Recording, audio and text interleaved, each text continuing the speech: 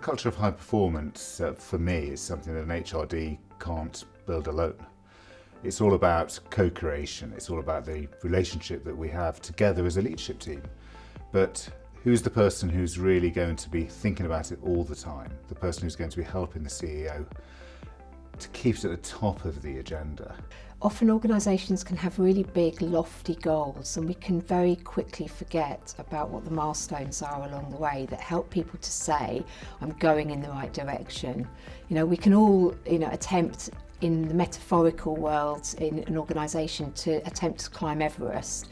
And that seems like, a really long, far away. But if we recognise that at the end of day one, we're at a certain position and day two, we're at base camp, and celebrate those wins along the way, I think that really helps to drive high performance. It's very easy for us always to think and plan for risk and underperformance. And I think an HR leader needs to promote positive intent and a belief that people will be successful if you create the right environment. And that's not easy because we naturally are risk averse.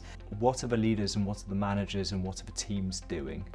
And are we helping and supporting and developing our leaders so that they're really building high performing environments?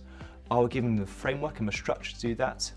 And then are we also creating the conditions where high performance can emerge? The bigger you get, the more you worry about losing what you've achieved. And I think one of the most important things for an HR leader is to reassure and remind executives, managers, employees that we should plan for success.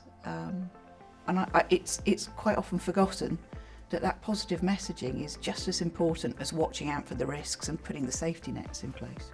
Making sure that as a leadership team, we're all aligned on what we're trying to achieve. We're aligned on the values behind that.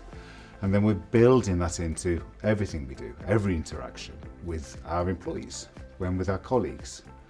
So how do we think about leadership development? How do we think about diversity and inclusion? How do we think about performance? We're picking the words we want to use, and we're actually driving that through all these things. So our colleagues are all getting a very consistent view of the world. So we've just recently launched a new way of looking at culture through what we call big conversations, and using appreciative inquiry. We are actually saying, rather what are we doing wrong, what's not so great about the organisation, what's really good about it, and why does that actually happen, and who is making that happen, and how do we get more of that in the organisation. So it's definitely a glass 3/4 full, and trying to top it up rather than, oh, woe is me and why are we not getting this quite right. I think gone are the days where we drive it through just looking at the output, the data that comes from the output, just driving to the results. It's much more focusing on how do we get to the result, getting clear on the result, and then how do we get to that result through our people.